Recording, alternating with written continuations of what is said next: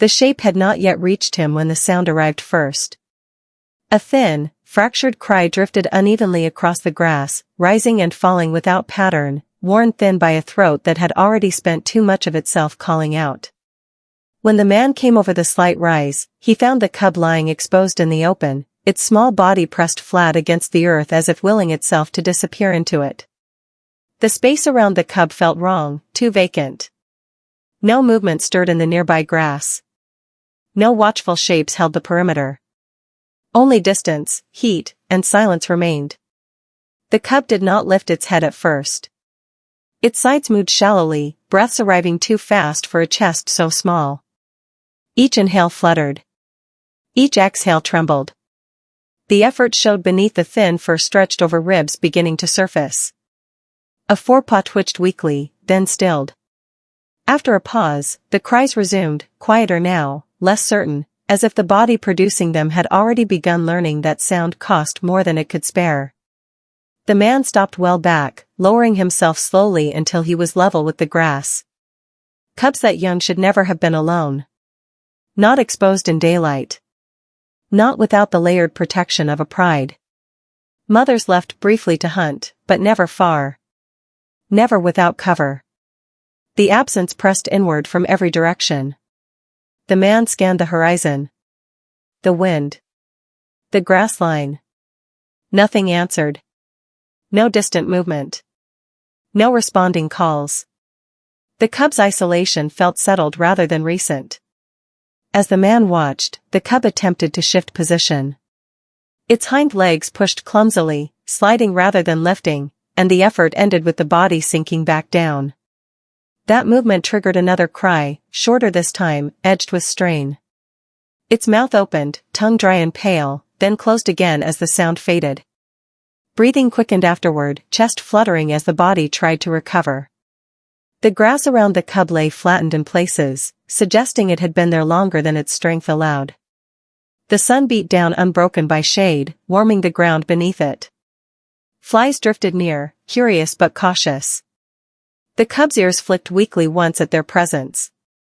Its eyes opened partway, unfocused, scanning without fixing on anything. Hunger, thirst, and exhaustion had begun to blur the world into something heavy and indistinct. The man felt the weight of time in the stillness. Whatever had gone wrong had not happened moments ago. It had been unfolding quietly, step by step, long before he arrived. A failed hunt. An injury. A separation that never closed. Cubs survived on proximity and return. Without it, they faded quickly, not dramatically, but steadily, breath by breath. He stayed where he was, letting the cub register him at its own pace. When its gaze finally landed on his shape, there was no fear yet. Only confusion. The cry stopped, replaced by a faint rasp as air moved in and out of the small lungs. The cub's head lifted an inch, then dropped back down. Its body trembled, not from cold, but from the effort of remaining awake.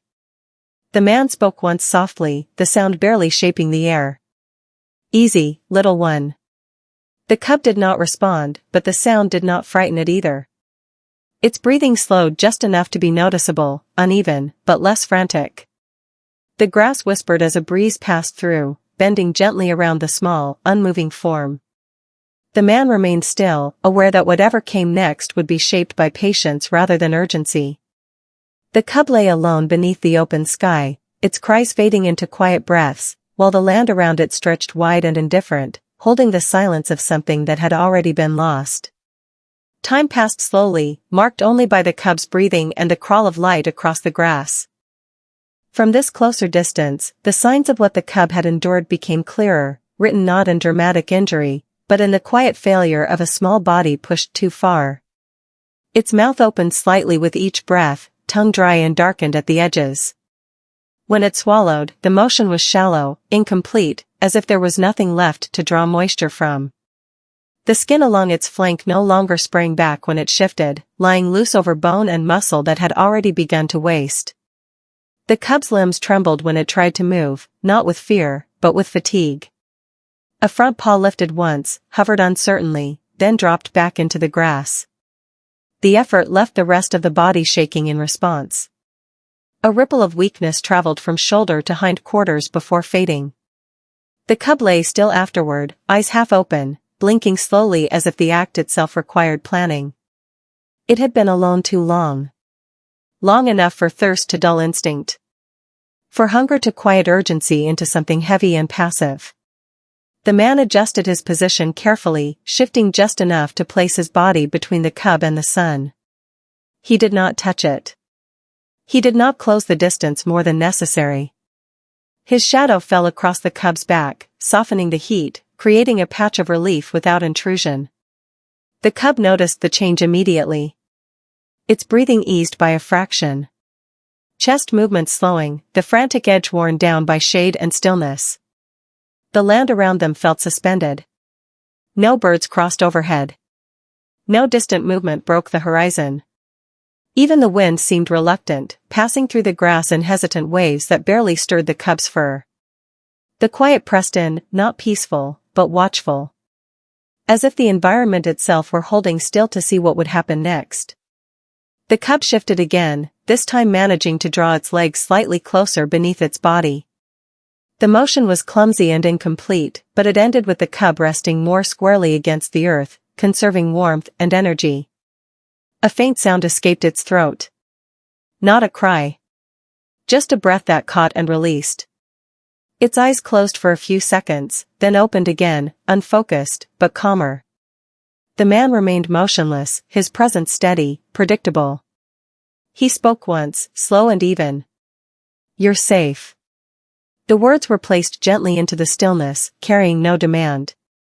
The cub's ear flicked, a small acknowledgement before settling again. Its breathing remained uneven, but the panic that had shaped it earlier no longer drove it. Calm here was not comfort. It was simply the absence of further strain. The cub's body continued to reveal its limits in quiet ways. Its belly barely rose now with each breath. Its tail lay slack against the grass, unmoving. When a fly landed near its eye, it did not react. Energy had become something to be rationed carefully, spent only where necessary. Survival at this stage was no longer active. It was awaiting. The man stayed with it, measuring time and breaths and blinks. He understood that presence alone could not undo what had already happened, but it could slow the unraveling.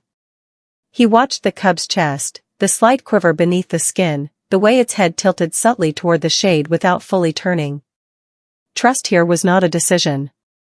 It was simply what remained when fear no longer had the strength to rise. As the sun shifted lower, the shadow stretched, covering more of the cub's small body. The grass whispered faintly, bending and straightening in the heat-softened air. The cub lay quiet within the shade, breathing shallow but steady, while the land around them remained unnervingly still. As if time itself had paused to witness how much could be lost in silence. The change was subtle enough that it could have been missed if the man had not been watching for it. The cub's cries, already thin and uneven, faded into silence. Not all at once, but in fragments. Each pause stretching longer than the last. Where sound had once pushed itself out of the small body, there was now only breath.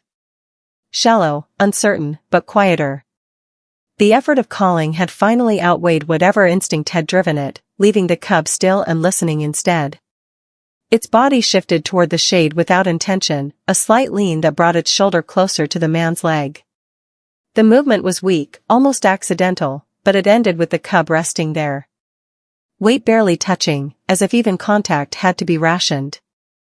Its breathing slowed by degrees, chest rising with less urgency. The tension that had held its limbs tight began to loosen, leaving them slack against the grass. The man did not respond immediately.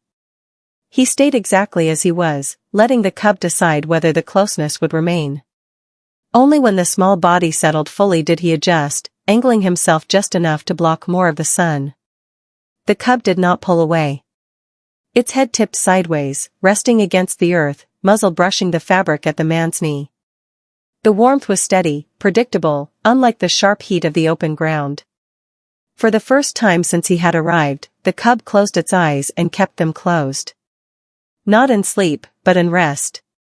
The muscles along its back softened, the tremor in its limbs fading into stillness. A faint sound escaped its throat. Not a cry. Not a call. Just air moving freely for a moment. Fear had not disappeared, but it had loosened its hold enough to allow something else in. Relief, perhaps.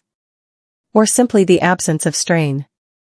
The man lowered his hand slowly until it rested on the ground beside the cub, close enough to be felt, but not touching. He kept it there, unmoving. An anchor rather than an offer. After a long pause, the cub's paw slid forward an inch, brushing his fingers by chance. The contact startled neither of them. It was brief, fragile, and then still again. The cub did not withdraw. Around them, the land felt exposed. The grass stood tall and open, offering no cover, no promise of protection beyond what was already there. The horizon lay bare, sky-wide and empty. Even the wind seemed to hesitate, passing through in softened waves that barely stirred the blades around them. It felt as though the moment existed without shelter, balanced on patience alone.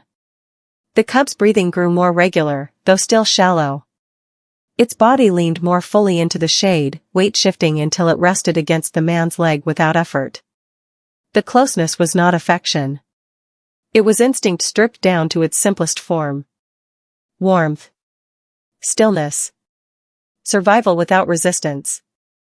The cub trusted not because it understood, but because it had nothing left to guard. The man spoke once, his voice low and careful. Rest now. The words settled gently into the quiet. The cub's ear flicked, a small acknowledgement before relaxing again. Its chest rose and fell in a slow, uneven rhythm. Each breath quieter than the last. Time stretched thin around them. The sun hovered lower, light softening, shadows lengthening across the grass. Nothing moved in the distance. No calls answered. No shapes appeared. The moment felt temporary, fragile. As if the land itself were holding its breath. Aware that this stillness could not last. The cub lay pressed against the man, eyes closed, body finally at rest. The man remained beside it, unmoving, aware that what existed between them was brief and unguarded. Above them, the sky deepened in color, and the open plain stayed silent, waiting for whatever the next breath might bring. The silence did not break all at once. It frayed at the edges first, disturbed by a low vibration that traveled through the ground before it reached the air. A rumble followed, deep and restrained, carrying no urgency, but enough presence to change the weight of the moment. The cub stirred against the man's leg, eyes opening partway, ears lifting as instinct pushed through fatigue. Its breathing quickened briefly, then steadied again as another sound answered the first from the grass beyond. Shapes began to form. They did not rush forward. They rose slowly, bodies separating themselves from the land with practiced control. Tawny backs. Darkened ears. The subtle sway of tails cutting through stalks that bent and closed behind them. The pride returned as one, not in alarm, not in confusion, but with intent sharpened by awareness.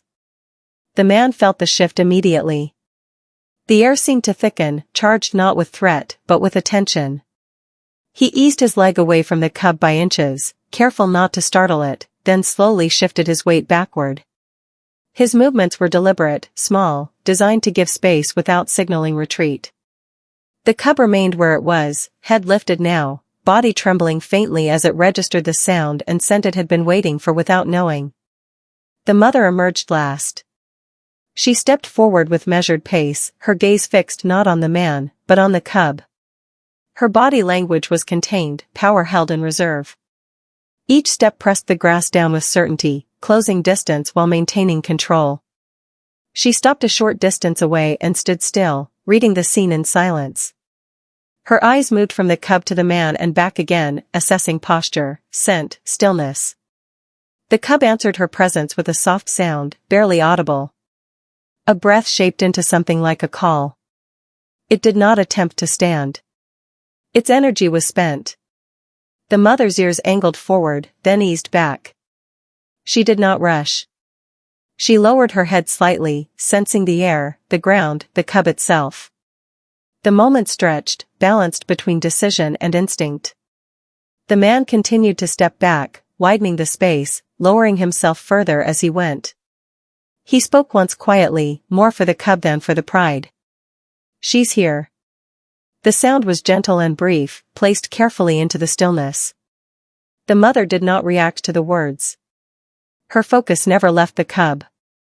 When she moved again, it was with purpose. She closed the remaining distance and lowered herself beside the cub, her body curving protectively around the smaller form. Her nose brushed along the cub's flank, then its face, breathing deep and slow. The cub responded by leaning into her, strength returning in a faint but visible way. Its body pressed against hers, seeking warmth that no substitute could provide. The rest of the pride held their positions, watchful but calm. No display followed. No challenge. The man remained at the edge of the space, now fully outside the circle, invisible in posture, if not in presence. He did not turn his back. He did not linger longer than necessary. The balance had returned to where it belonged. As the mother settled fully, the cub disappeared beneath her chest, small and fragile, but no longer alone. The low rumble returned, softer this time, resonating through her body and into the ground. The grass stirred gently around them, closing the scene without ceremony. The man took one final step back, then another, until distance softened detail into shape. He paused once, long enough to see the pride begin to move, carrying their youngest with them into the open plains.